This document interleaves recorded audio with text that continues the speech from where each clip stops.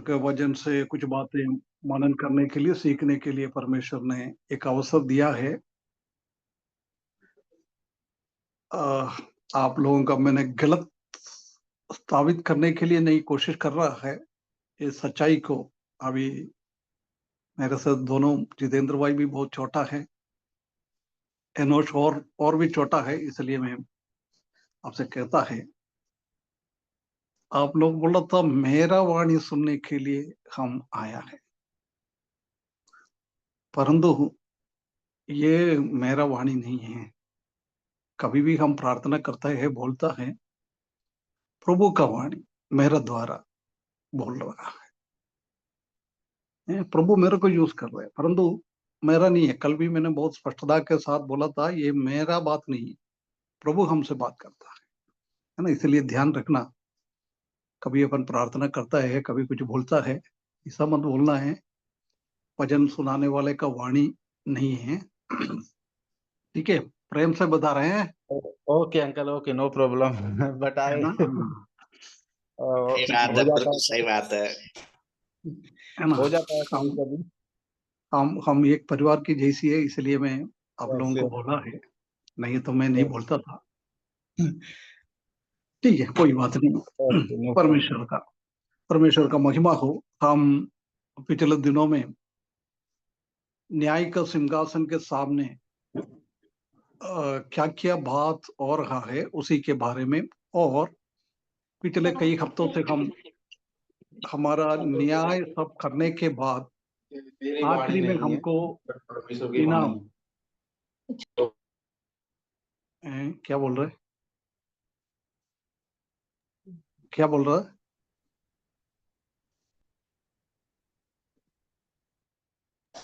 कोई कुछ बोला था क्या?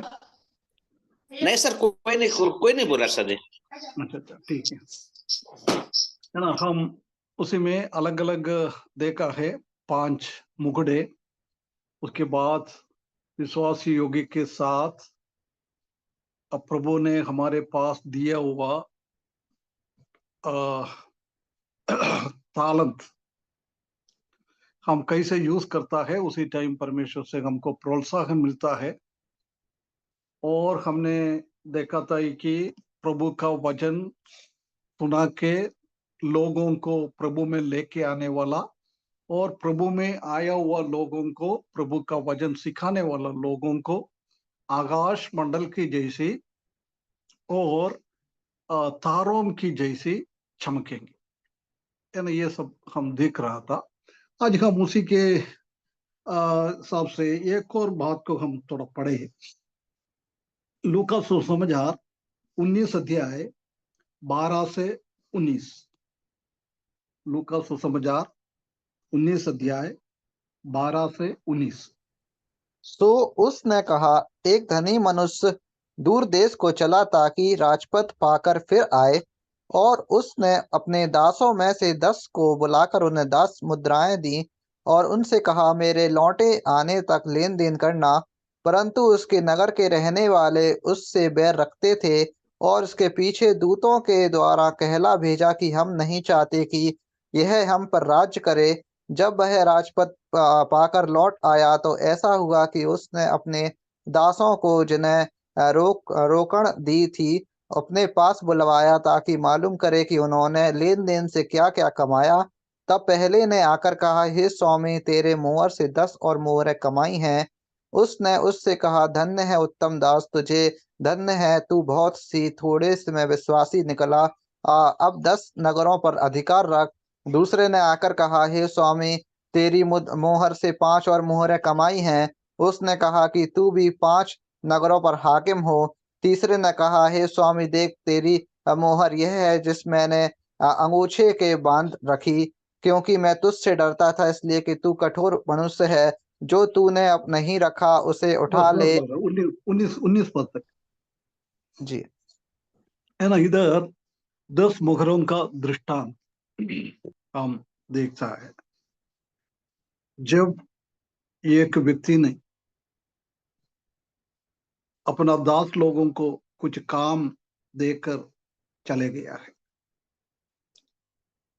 है ना। एक को 10 मुहर्रम दिया है, दूसरे को 5 मुहर्रम दिया है। तो हम जानते हैं कि ये मुहर्रम पिछले दिनों में हमने देखा था कि थोड़ा थोड़ा बहुत बड़ा चीज है, परंतु ये मोहरा बिल्कुल छोटा सा एक चीज है। परमेश्वर ने कुछ लोगों को थोड़ा जैसी बड़ा बड़ा अनुग्रह, बड़ा बड़ा आत्मा का वर हमको दिया है, परंतु कुछ लोगों को मोहर की जैसी छोटा चीजें देता है। परमेश्वर को हम मालूम है कौन थोड़ा जैसी बड़े बड़े काम कर सकता है और कौन मुखरों के जैसी छोटा छोटा काम कर सकता है। इसमें हम मांगने के जैसा नहीं है, ये प्रभु हमारे बारे में जानता है, हमारा कैपेबिलिटी क्या है, हमारा शक्ति क्या है, हमारा क्षमता क्या है, उसी हिसाब से परमेश्वर हमको देता है। इधर भी ऐसी ये मोहरा देने वालों को भी अलग अलग दिया है ना। उसके बाद वो वापस आया है, वापस आने के टाइम सबको बुलाया है अपना अपना हिसाब लेके आने के लिए। उसका 16 पद में, तब पहले ने आकर कहा, हे स्वामी, तेरी मुहर से 10 और मुहरें कमाई है। उससे उससे कहा, धन्य है उत्तम दास, तुम बहुत ही थोड़े में विश्वास योग्य निकला है, आप 10 नगरों पर अधिकार है। उसको 10 दिया था, उसने 10 और कमाया है। कमाने के टाइम प्रभु इधर बोल रहा है, तू धन्य है उत्तम दास, बहुत ही थोड़े में, बहुत ही थोड़ा, मैंने तुमको बिल्कुल थोड़ा सा ही चीज दिया है, मोखर है, मैंने तुमको थोड़ा नहीं दिया है, बहुत बड़ा चीज तुमको मैंने नहीं दिया है, परंतु मैंने छोटा चीज दिया है, उसी में भी तुमने क्या किया है, विश्वास योग्य रखा है। मेरे लिए तुमने मेहनत करके, तुम्हारे पास कितना शक्ति है, तुम्हारे पास कितना क्षमता है, उस क्षमता के हिसाब से तुमने काम किया है। इसलिए क्या कर रहा क्या कर रहा है, उनको 10 नगरों का आ, आ, आ, अधिकारी बना दिया है। 17वें पद में, थोड़े में विश्वास योग्य निकला, आप 10 नगरों पर अधिकार रख, 10 नगरों पर। उसके बाद वो दूसरा आया, दूसरा वाले ने भी वही बोला, तू भी 18वें पद में, दूसरे ने आकर कहा, हे स्वामी, तेरी मुहर से 5 और मुहरों कमाई है। उससे उससे भी कहा, तू भी 5 नगरों पर हकीम हो जा। हम जानता है कि नगर नगर मतलब बिल्कुल छोटा छोटा प्लेस है ना। हो सकता है आज का पंचायत प्रेसिडेंट की जैसी कुछ देशों की अधिकारी बनाता है। किसमें किसको देता है ये, प्रभु यीशु मसीह ने हमको दिया हुआ मुहरों को, हमारा दिया हुआ चीजों से हम धंधा करके परमेश्वर के लिए, महिमा के लिए, परमेश्वर के राज्य के लिए हम विश्वास योग्य के साथ काम करता है। ऐसे लोगों को प्रभु यीशु मसीह 1000 साल इस दुनिया में शासन करने के लिए आएगा, जब परमेश्वर ने हमको ऐसी कई जगहों में अधिकार बनाएंगे। कितना एक बहुत बड़ी बात है। हम कोई भी ऐसा ना सोचे प्रभु हमारे हाथ में कुछ भी वरदान नहीं दिया है। हर एक व्यक्ति प्रभु यीशु मसीह को उद्धार करते के रूप में स्वीकारता है, उसी टाइम सबके पास परमेश्वर कुछ तो कुछ देता है। हमको धंधा करना, परमेश्वर के राज्य के लिए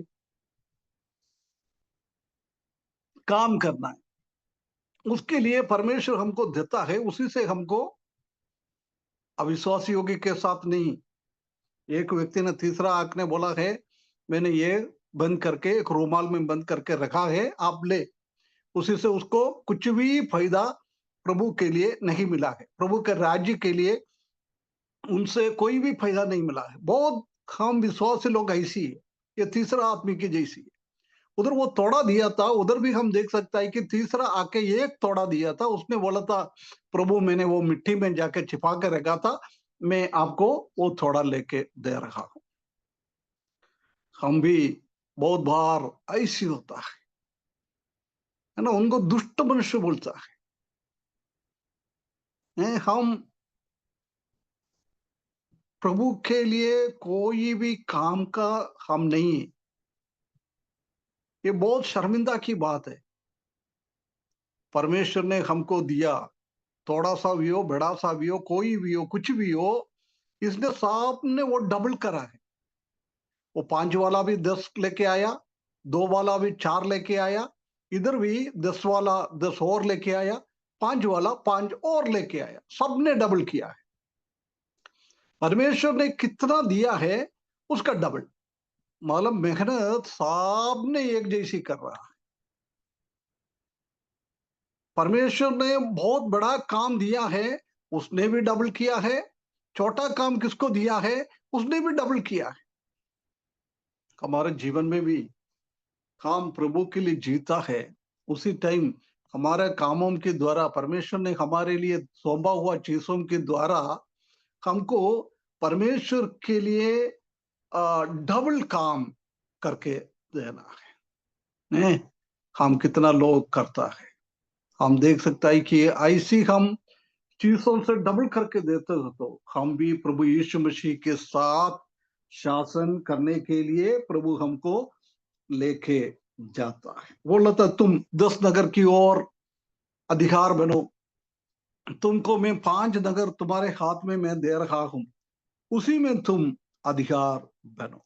कितना एक बहुत बड़ा, हजारों लोगों के, करोड़ों लोगों के सामने हमको ये प्रतिफल प्रभु देता है।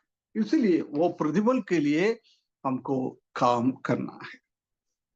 उसके बाद हम आए एक और चीज को, पिछले दिनों में मैंने आखिरी में बोला था कि हम परमेश्वर ने हमको, प्रभु यीशु मसीह हमको सेवा करेंगे, है ना। सिर्फ मैंने वो पॉइंट बोल के गया था, उसी के बारे में ज्यादा बोल नहीं पाया, परंतु उसी से भी हम थोड़ा सा और देख के हम आगे बढ़े। लूका सुसमाचार 12 अध्याय उसका 27 पद, 37 पद, 37।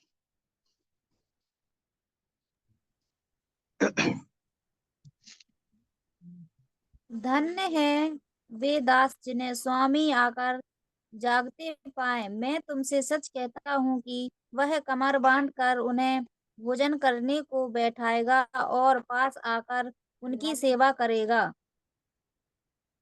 समझ में आ रहा है क्या बोल रहा है? कोई डाउट तो नहीं है ना? हेलो, आज क्या बात है, कोई है नहीं क्या? जी भैया। है सब कहाँ है?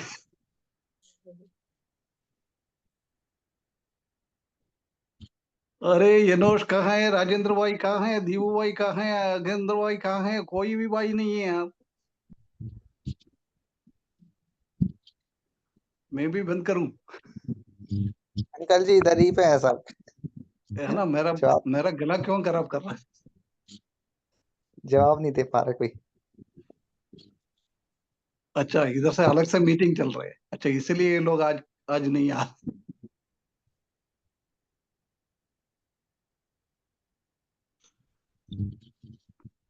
है ना, इधर बहुत क्लियरली लिखा है 37 पद में,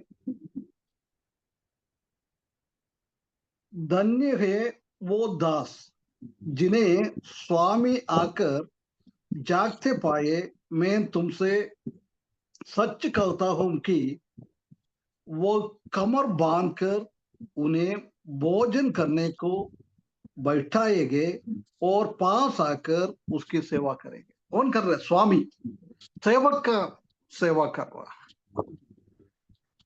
और कई खंड में हम देख सकते हैं कि एक स्वामी एक स्वामी था, उसका सेवक पूरा दिन खेत में मेहनत करने के बाद घर पे आ जाता है। जब स्वामी बोलता है मेरे लिए खाना बनाओ, खाना बनाने के लिए बोलता है, उसके बाद बोल रहा है मेरे को खाना परसाओ। जब वो स्वामी उनसे पूछा भी नहीं है सेवक से, आपने खाना खा लिए क्या, नहीं तो जाके खाओ, कुछ भी नहीं बोलता है। ऐसी स्वामी भी है। परंतु इधर हमारा प्रभु यीशु मसीह के बारे में बोल रहा है, हमारा स्वामी ऐसी है, वो आने के टाइम जगते रहता है। जगते रखना मतलब उनके लिए कामों में व्यस्त रखना, कामों में व्यस्त रखने के लिए उनको बुलाता है, उसके लिए कमर बांध कर उसका सेवा करता है। वो भी क्या बोलता है, सच में करता हो, है ना, झूठा नहीं है, झूठा आश्वासन नहीं है। आजकल हमारा स्वामी लोग, नेता लोग सब झूठा आश्वासन देता है, मैं ये करूंगा, वो करूंगा, ये करूंगा। परंतु प्रभु यीशु मसीह क्या बोल रहा है, मैं तुम्हारे लिए तुमसे सच कहता हूं। वो कमर बांधकर उन्हें भोजन करने को बैठाएंगे और पास आकर उसकी सेवा करेंगे। एक कितना कितना एक महत्वपूर्ण चीज है। हम बिना सोते हुए आत्मिकता में हमेशा जगते रहता है। हमारे बाहर की तरफ से हम सोता है, उसी के बारे में नहीं बोल रहा है। हमारा आत्मिक मनुष्य, हमारा अंदर की मनुष्य, वो हमेशा जगते रहना है। परमेश्वर के बारे में सोचना है, परमेश्वर का सेवा के बारे में सोचना है, परमेश्वर के लिए कुछ करना है। ऐसी करने वालों को प्रभु यीशु मसीह आकर सेवा करें, उनके पास आकर उनको खाना खिलाएंगे। कितना हमारा स्वामी कितना एक अच्छा है। उसके लिए हमको क्या करना है, हम जगते रहना है, हम परमेश्वर के लिए सेवा करते जाना है। परमेश्वर के लिए हम सेवा करता है, उसी टाइम वो हमारे पास आकर हमारे लिए सेवा करेंगे। हमारा प्रभु कितना कितना एक अच्छा एक इनाम है। कई लोगों को प्रभु पास बुलाकर सेवा करेंगे, जिसने प्रभु के लिए जगते रहते हुए, जब प्रभु यीशु मसीह आता है उसी टाइम में भी जगते रहता है, उन लोगों को बुला के अलग से ऐसी सेवा करेंगे। हमारा प्रभु कितना कितना अच्छा प्रभु है ना। वो कितना कितना हमारे लिए वो सोचता है। प्रभु यीशु मसीह इस दुनिया में था, जब भी हम देख सकता है कि यूहन्ना सुसमाचार 13वें अध्याय में, हाँ, सब चेले लोगों को पाँव धोया था। ये पृथ्वी पे था उसी टाइम, ये पृथ्वी का शरीर था उसी में। हम जानता है कि उसी टाइम हो सकता है पाँव में कोई चप्पल भी नहीं होता, जूता भी नहीं पहनता होगा। ऐसी ऐसी पाँव गंदा हुआ, पाँव में भी वो कमर बांधकर उसने उधर भी सेवा किया। ऐसा तो हमारा आत्मिक शरीर में कोई सेवा करने के लिए परमेश्वर पीछे नहीं हटेगा। परमेश्वर बोल रहा मैं सच सच कहता हूं, बिल्कुल उसी में कोई भी झूठ नहीं है। आज का राष्ट्रीय नेता लोग, आज का दुनिया का शासन करने वाला लोग कैसे झूठ बातें बोलता है, ऐसा नहीं है। बिल्कुल सच में मैं बोलता हूं, मैं ऐसी सेवा करूंगा। सोच सकता है इस दुनिया में कोई स्वामी ऐसी करता है? प्रभु का बड़ा बड़ा सेवक लोग छोटा छोटा सेवक लोगों से, विश्वासी लोगों से उनके लिए सेवा करवाता है। कई लोग ऐसी है, छोटा सुसमाचार लोगों को बड़े बड़े लोग अपना अपना काम, अपना अपना सेवा करने के लिए उनको बुलाता रहता है। विश्वासी लोगों से भी सेवा करवाता रहता है। प्रभु यीशु मसीह इस दुनिया में था, जब बोला था मैंने सेवा लेने के लिए नहीं आया, फिर क्या के लिए आया है? देने हैं? के लिए। करने के सेवा, लिए। दूसरों को सेवा करने। करने के लिए मैं आया। हमारा गुरु कितना बड़ा गुरु है ना। चाहिए तो प्रभु यीशु मसीह इस दुनिया में था, उसी टाइम कई लोगों से उनको सेवा करवा सकता था, क्योंकि इतना अचंभित काम उनका जीवन में इतना बड़ा बड़ा काम करके दिया है, इसलिए उसको सेवा ले सकता था। परंतु प्रभु ने क्या बोला है? मैं सेवा लेने के लिए नहीं आया है, मैं सेवा देने के लिए आया।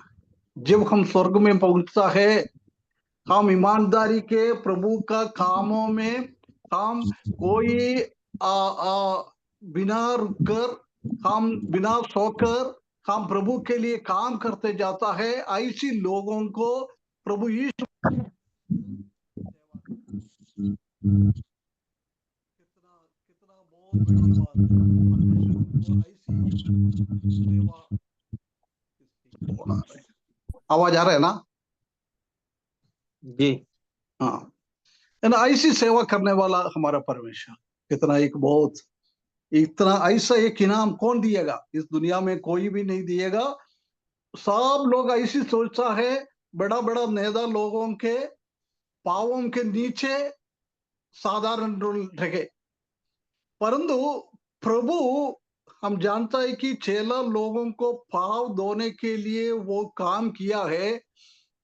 उसी टाइम वो चेले लोगों से भी नीचे आया है प्रभु, चेले लोगों के चरणों में जाकर बैठ गया है।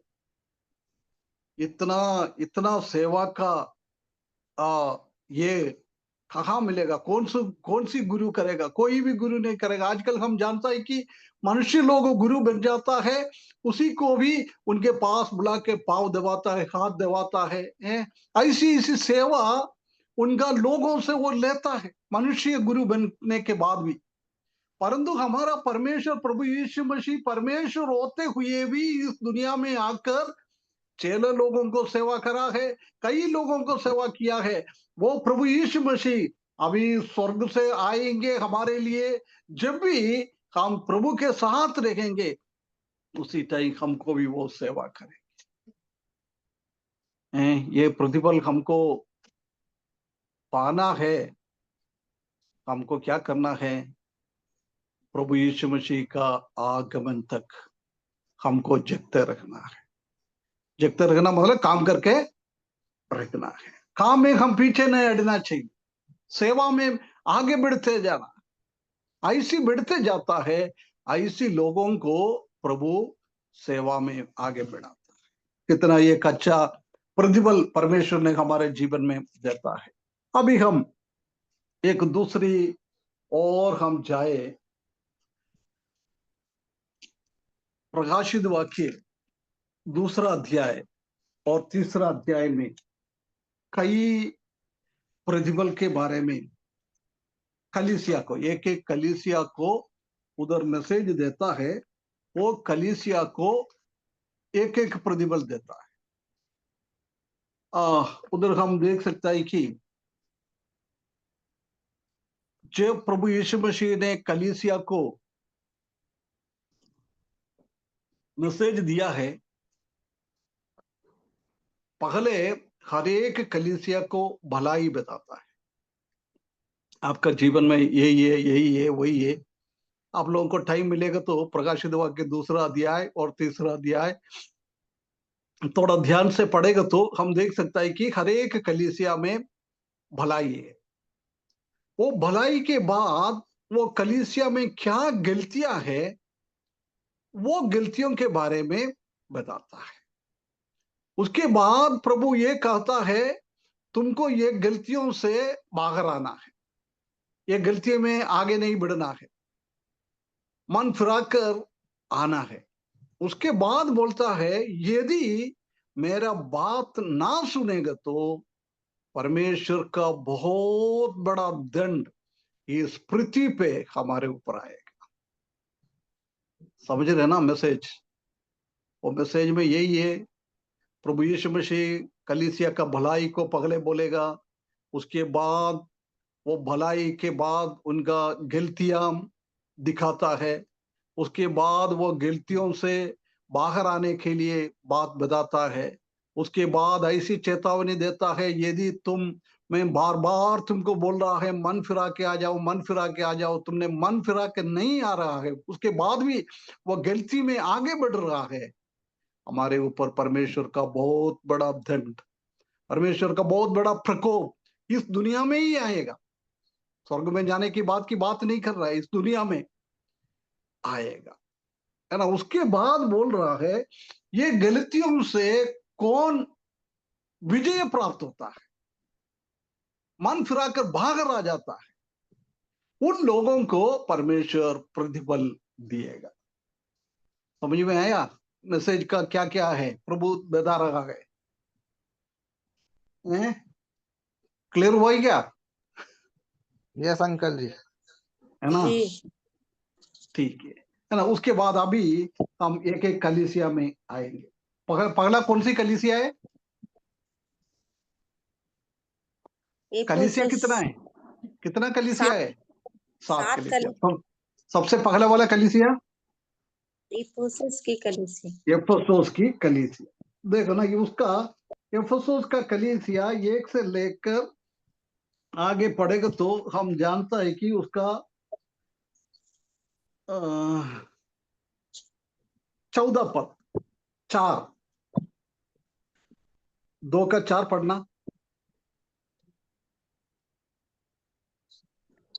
पर मुझे तेरे विरुद्ध यह कहना है कि तूने अपना पहला सा प्रेम छोड़ दिया है। पगला सा प्रेम छोड़ दिया है ना। उसके पगले पदों में हम देख सकते हैं कि तुमने ये कर रहे, वो कर रहे, ये कर रहे, बहुत लंबा लिस्ट है। एफेसुस का कलीसिया प्रभु के लिए क्या क्या कर रहा है, बहुत अच्छाई की बातें बताने के बाद बोल रहा है तुम्हारे विरुद्ध में मेरे को कुछ बोलना है, तुमने पगला सा प्रेम छोड़ दिया। समझ में आता है? एक पगला प्रेम छोड़ दिया, उसका मतलब क्या होता है?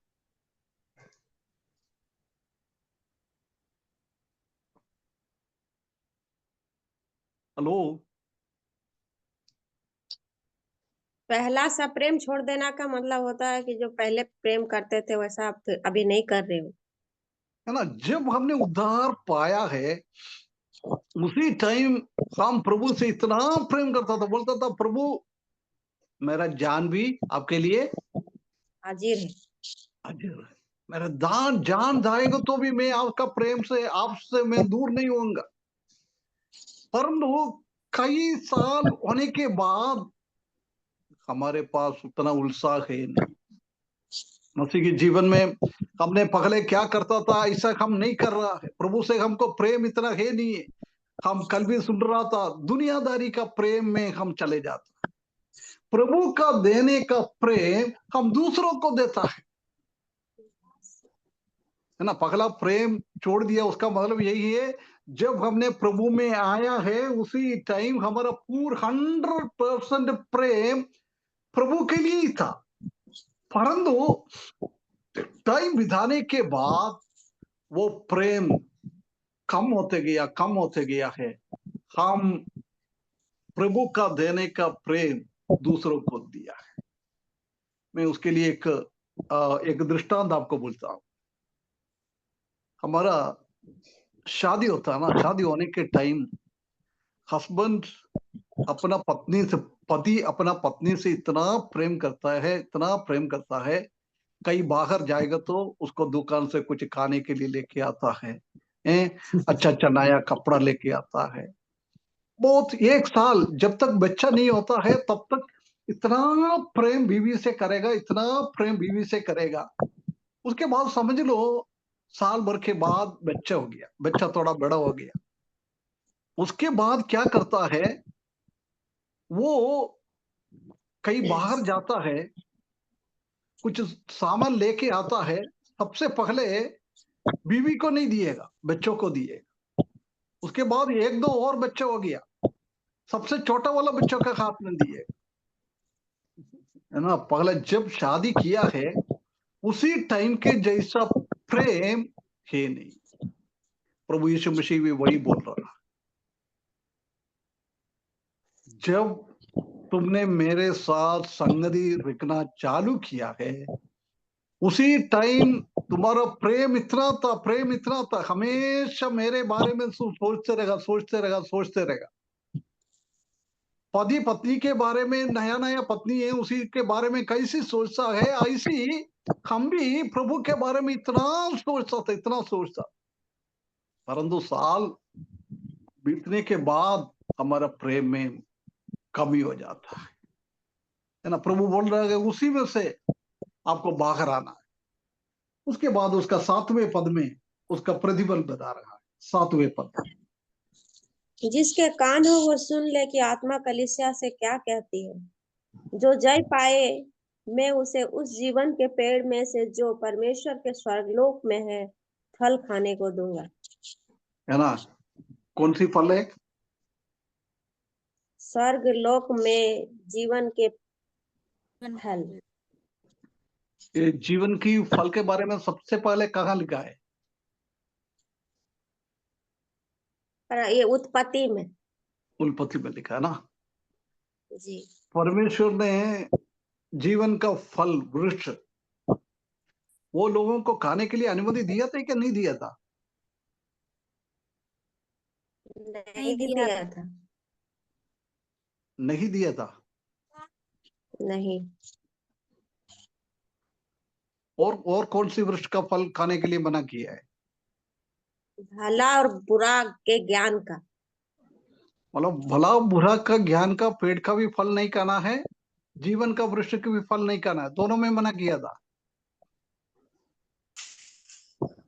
इससे यही पता चलता है ना सर भैया कि जब जब उसको वहां से बाहर निकाल दिया अदन की वाटिका से, तब उन्होंने जो उनको परमेश्वर को कैसा लगा ना कि सो हो सकता है ये लोग जीवन का वृक्ष का भी फल खा देंगे, इसीलिए तो उस वृक्ष का रखवाली के लिए करूबों को, तलवार को रखा। वो तो पाप करने के बाद की बात है। मैंने पाप करने के पहले की बात की। नहीं, पाप करने के पहले एक ही का फल खाना मना था। कौन सी? एक वृक्ष, वो भला और बुरे के ज्ञान का वृक्ष का फल। भला बुराई का फल खाने के लिए मना किया था, परंतु जीवन का वृक्ष फल करने के लिए मना नहीं किया था। नहीं किया। जब वो मना किया है, प्रभु यीशु मसीह परमेश्वर ने आदम और हवा को एदन वाटिका से बाहर क्यों करा? क्योंकि उन्होंने पाप किया और कुछ है? आज्ञा नहीं मानी। वो तो पाप में आ गया। दूसरा भी फल ना खा ले जीवन का। दूसरा भी फल ना खा ले। शादीलाल ब्रदर, आपका आवाज थोड़ा टूट रहा है। उन्होंने बोला कि वो दूसरा ना फल खा ले, इसलिए दूसरा का फल नहीं खाना, मतलब जीवन का पेड़ का फल नहीं खाना ले, इसीलिए नहीं खाने के लिए ना। क्या बोला? नहीं खाने के लिए बोला ना सुंदरलाल भाई? वही बोले। हाँ, ये सही जवाब उसने दिया है, क्योंकि हम जानते हैं ना, ये बुराई और भलाई का फल खाकर उसने बुराई भलाई क्या है वो समझने के लिए उनका जीवन में आया। यदि उसी टाइम उन लोगों ने जीवन का फल भी खा लिया है तो कभी भी मनुष्य का उद्धार परमेश्वर कर नहीं पाता था, क्योंकि वो मरेगा नहीं था। पाप भी होते हुए हमेशा दुनिया में जीते रहता था, इसलिए परमेश्वर ने उनको एदन का वाटिका से निकाल दिया। अनाज्ञाकारिता का कारण नहीं है, प्रभु ने उनसे प्रेम किया। आदम और हवा से प्रभु ने प्रेम किया, इसलिए उसको एदन वाटिका से बाहर कर दिया है। बहुत बार हम ऐसी सोचता है अनाज्ञाकारिता कर दिया है, पाप किया है, इसलिए एदन वाटिका से बाहर कर दिया। ऐसा नहीं। परमेश्वर यदि उन लोग ने वो जीवन का फल खा लिया हो तो उसके लिए उद्धार का कोई भी रास्ता परमेश्वर कर नहीं सकता था। उसका उद्धार का रास्ता उधर ही बंद हो जाता था। वो हमेशा पापी होते ही रहता था, परंतु उसमें से बचने के लिए परमेश्वर ने वो फल खाने के लिए मना किया है ना। परंतु इधर हम देख सकते हैं कि जीवन पाने वाले को वो फल खाने के लिए मिलता है। एक जगह में परमेश्वर ने खाने के लिए नहीं दिया है वो चीज को, इधर हम आगे हम देख सकते हैं कि हमको फल मिलेगा, है ना। परमेश्वर ऐसी एक फल हमारे जीवन में दिया। दूसरा कलीसिया का हम देखें, दूसरा कलीसिया का नाम क्या है?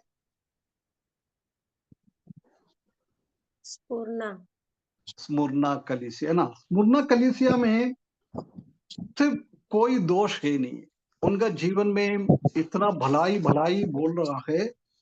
तुम्हारे जीवन में इतना क्लेश आया, इतना परेशानी आया, दरिद्रता आया, खाने के लिए नहीं है, लोग तुमको इतना क्लेश दिया है।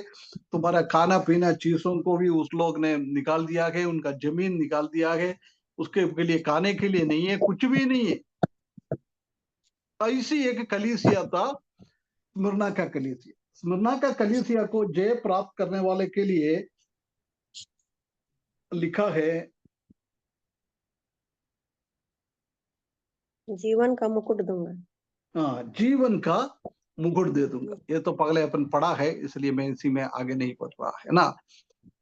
हम प्रभु के लिए विश्वास योग्य के साथ हमारा मृत्यु हो जाएगा तो भी हम विश्वास नहीं छोड़ेगा, ऐसी एक अटूट निर्णय लिया वाला व्यक्तियों को प्रभु ये जीवन का मुकुट देता है ना। कभी कभी हमारा जीवन ऐसी है, हम डर जाता है ना। कोई आता है, अभी हमारा एकदम बेगन सब यूपी में रहता है, उनका मुख्यमंत्री क्या नाम है उनका? योगी आदित्यनाथ। क्या नाम है बेटा? योगी आदित्यनाथ। हाँ, योगी आदित्यनाथ।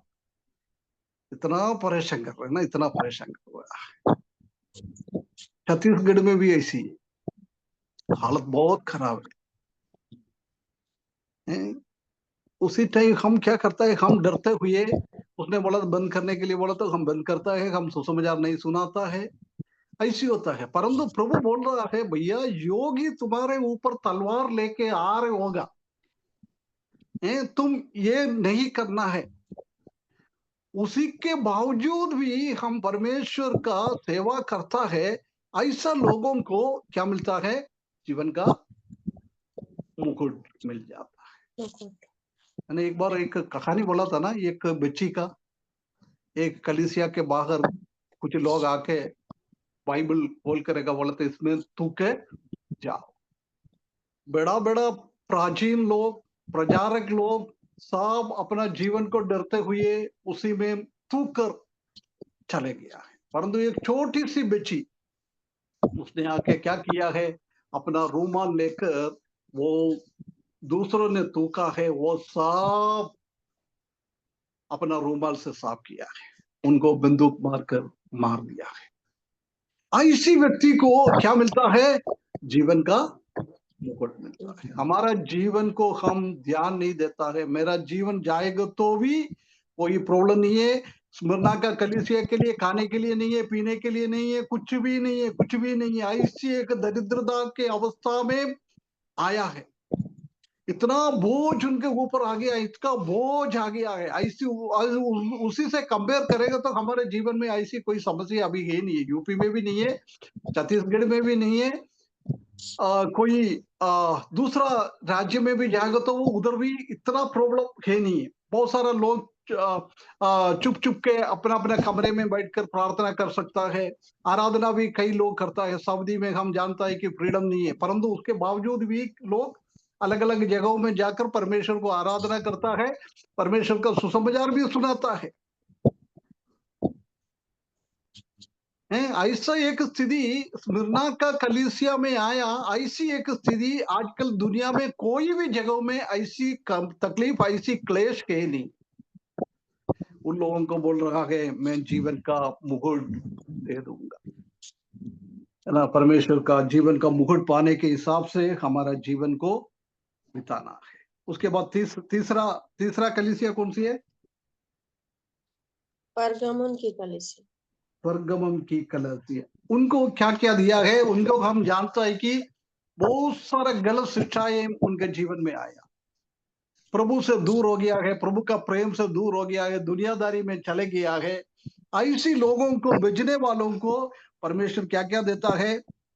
छिपा हुआ मन्ना, सफेद पत्थर और एक नया नाम, नाम है ना। व्हाइट स्टोन, सफेद वाला, ये हमारा, हम बिल्कुल साफ लोग है। हमारे जिंदगी में कोई खराबी है नहीं है, वो समझाने के लिए देता है। उसके बाद नया एक नाम हमको परमेश्वर देता है, परगमन से ये कलीसिया। उसके बाद हम आए 14 कलीसिया कौन सी है? थुआतीरा की कलीसिया। थियतैरा का कलीसिया। उसको क्या मिल रहा है?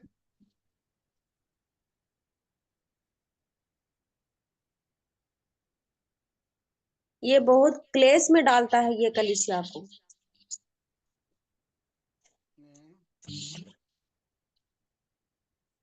आपकी आवाज नहीं आ रही। ये कलीसिया का भी हम देख सकता है कि ये आवाज आ रही क्या? जी बार अब आ बार रही है। किसी का, हाँ, बार बार किसी का फोन आ रहा है यार, क्या कर। ठीक है, अपन इधर देख सकता है कि इस्राएल की जैसी बहुत गलत शिक्षाएं में, मूर्ति पूजक के लिए, मूर्ति को रखने के रखा हुआ खाने को खाने के लिए कलीसिया को ऐसी बिगाड़ने वाला लोग ये थियतैरा कलीसिया में था। जब बोल रहा है ऐसी लोगों के उसमें से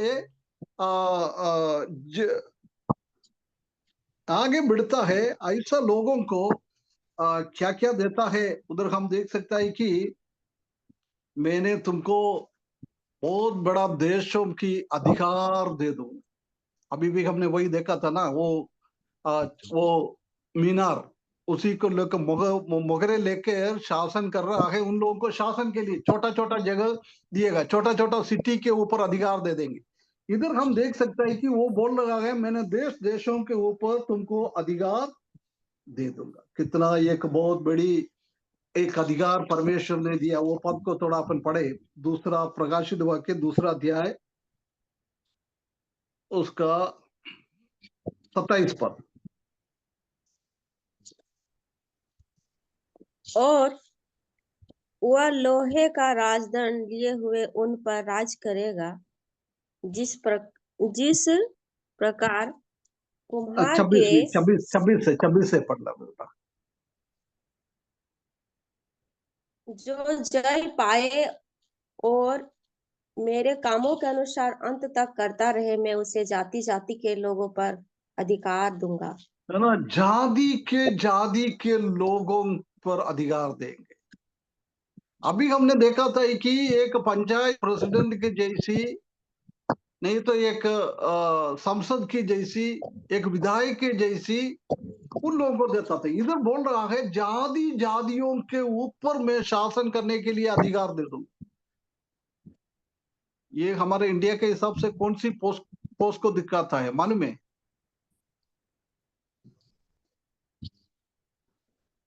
हमारा देश का एक प्रेसिडेंट, नहीं तो प्राइम मिनिस्टर, है ना, उनके जैसे। मतलब कितना हम जानता है कि इंडिया में कितना जाति लोग है, वो जाति लोगों के सबके ऊपर शासन करने वाला आज हमारे इंडिया में प्रेसिडेंट और प्रधानमंत्री है ना। ऐसी जिसने वो इस्राएल की गलतियों से हम शैतान के पीछे नहीं चलता है, हमारे जीवन में जय प्राप्त होता है, ऐसी लोगों को बता रहे कि मैंने आपको प्रेसिडेंट, हो सकता है हमको इंडिया का प्रेसिडेंट बना के प्रभु जेरूशलेम से भेजेगा।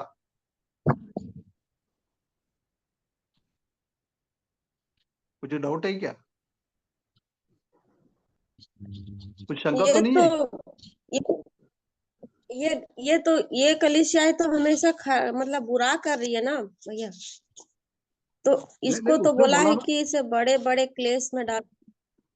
नहीं वो तो मैंने बोला ना पहले, कलीसिया का मैसेज ऐसी है, इसलिए तो मैंने पहले वो बताया था। अच्छाई के बारे में बोलेगा, बुराई के बारे में बोलेगा, बुराई से कैसे वापस आना है उसके लिए मार्ग दिएगा। उसके बाद बोलता है तुमने वो बात भी सुनकर नहीं मानेगा तो परमेश्वर का प्रकोप आ जाएगा, है ना, वो काट के डाल देंगे, ये सब उसका प्रकोप है। उसके बाद बोल रहा है कौन जय प्राप्त करता है। वो हरेक कलीसिया में क्या गलती था, वो गलतियों से जय प्राप्त होता है। इसलिए वो 26 पद में वही लिखा ना, जो जय पाए उसको बताता है। मतलब ये थिएटेरा कलीसिया का गलती आज भी चल रहा है, हमारे कलीसिया में भी आज भी चल रहा है। जब उसी गलतियों में हम नहीं फंसते हुए, हम ईमानदारी के साथ, विश्वासियों के साथ वो गलतियों से दूर होकर उसी के ऊपर हम विजय प्राप्त करता है ना। हमने ये वो पढ़ा था ना, जब ना मुरझने वाला मुकुट, उसी टाइम क्या बोलता है पौलुस, क्या बोल रहा है, ये दुनिया का अभिलाषाओं से मैं जीतने के लिए मेरा शरीर का अभिलाषाओं को, मेरा शरीर को मैं टूटता पीटते करता रहता है ना। ये कलीसिया वही किया है। किसने जय प्राप्त करता है, उनको भी सबका इच्छा यही होता है कि दुनियादारी के अभिलाषाओं के पीछे चलने के लिए हमेशा, जब तक हमारे ये शरीर का उद्धार नहीं हो जाएगा, जब तक हमारा भी ये विचार यही है, हम भी गलत तरीके से जाए। परंतु वो गलत तरीके से हम जीत प्राप्त होता है, जय प्राप्त करता है। ऐसी लोगों को परमेश्वर ने प्रेसिडेंट जैसी और प्राइम मिनिस्टर जैसी हमको दिएगा। कितना एक अच्छी बात है, प्रभु के न्याय के सिंहासन के सामने हम खड़े हो जाता है। जब बोलता है राजेंद्र भाई को बुलाएगा, राजेंद्र भाई को बोलता है राजेंद्र भाई आपका जगह में इंडिया में इतना गलती था, क्लेश था, ये था, तुमने उसमें से जीत गया, तुम उसी के अंदर फंसा नहीं है, तुम आत्मिकता में आगे बढ़ा है, इसलिए मैंने क्या करेगा, अमेरिका का प्रेसिडेंट बना के तुमको भेज रहा है। उधर इलेक्शन नहीं है।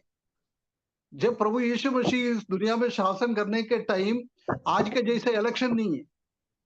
प्रभु यीशु मसीह राजाओं का राजा है। वो राजाओं का राजा किसको नियुक्त करता है, वो लोग उधर का प्रेसिडेंट बनता है, उसका प्राइम मिनिस्टर बन जाता है, उसका एमएलए बन जाता है, उसका चीफ मिनिस्टर बनता है, पंचायत प्रेसिडेंट बन जाता है।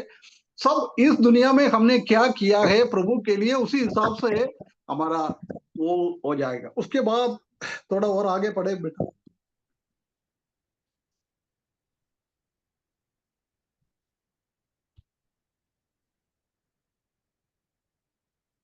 सत्ताईस और पढ़ना।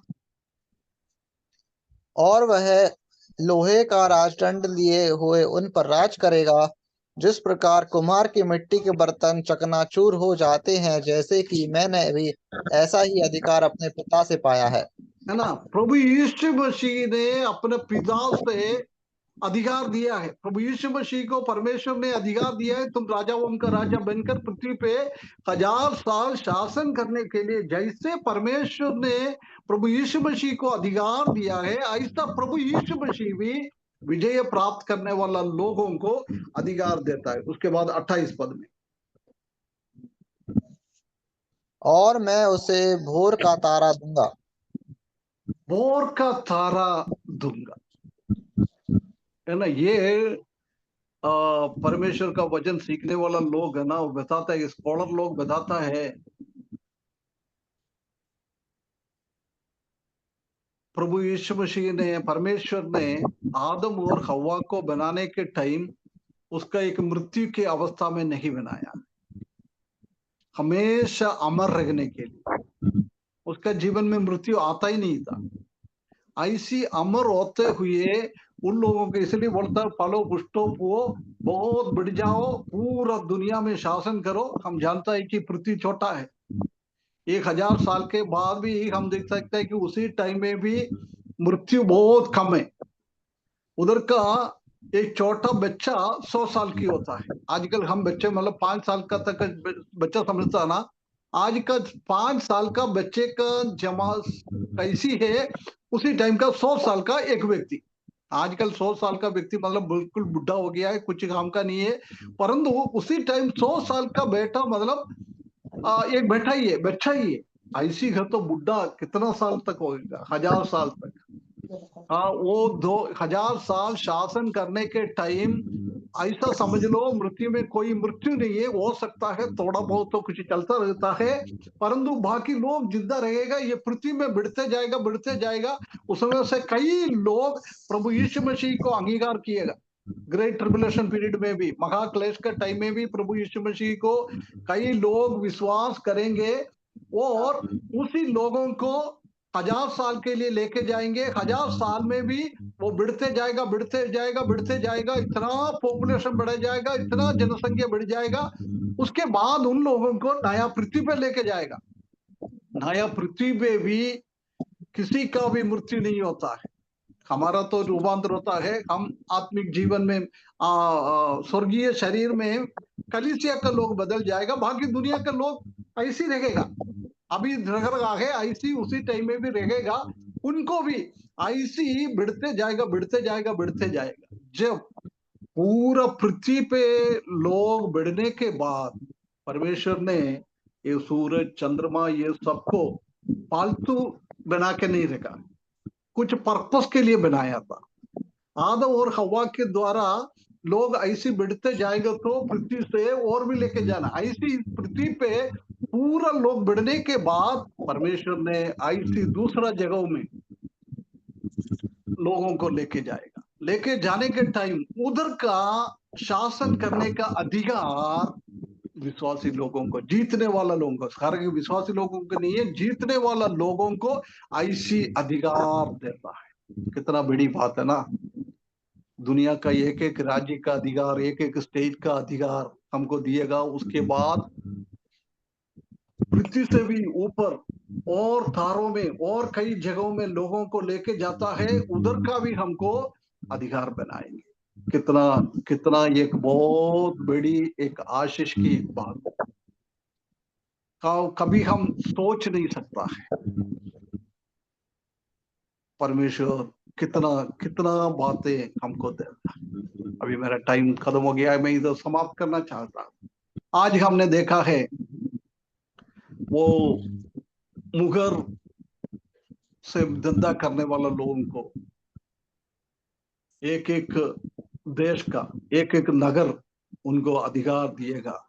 उसके बाद जब तक प्रभु यीशु मसीह आएगा तब तक हम जागते रहता है, प्रभु का सेवा में आगे बढ़ते जाता है। प्रभु यीशु मसीह ने हमको आके सेवा करेगा, सच सच में बोलता हूं, सेवा करेंगे। उसके बाद आदम के पाप के कारण खोया हुआ वो जीवन का वृक्ष का फल वापस खाने के लिए मिलता, कितना एक बहुत बड़ी बात। उसके बाद जीवन का मुकुट।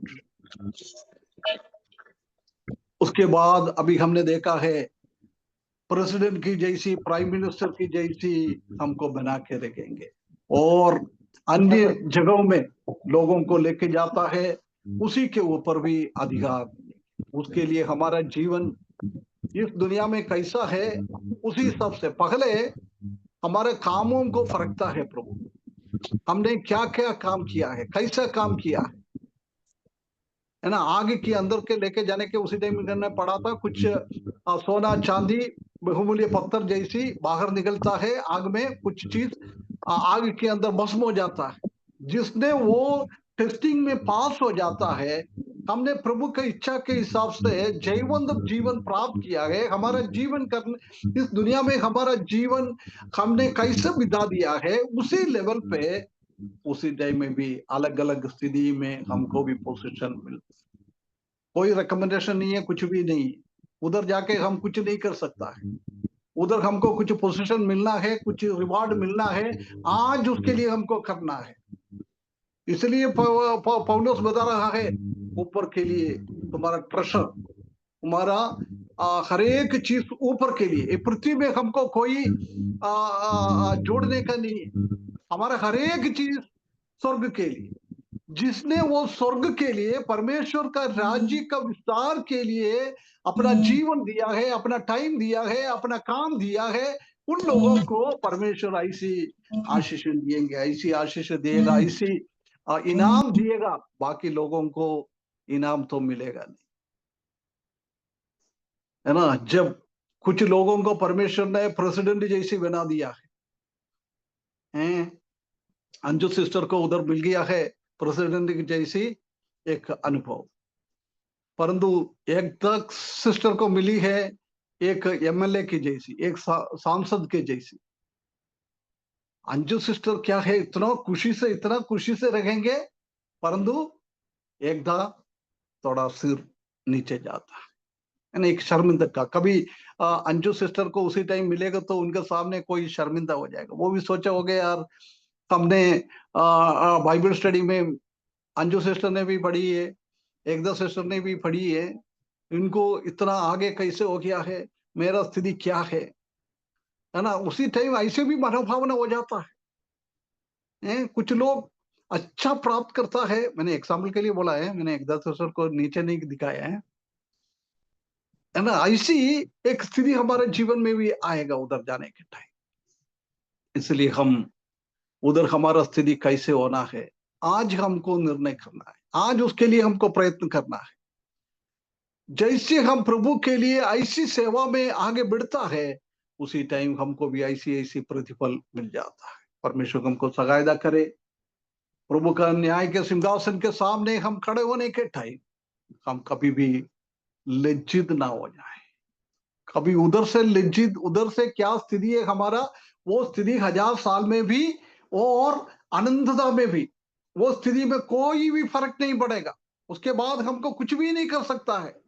हमारा स्थिति को आगे बढ़ाने के लिए आज ही करना है।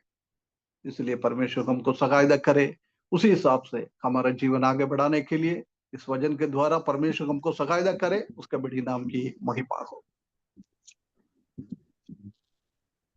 एक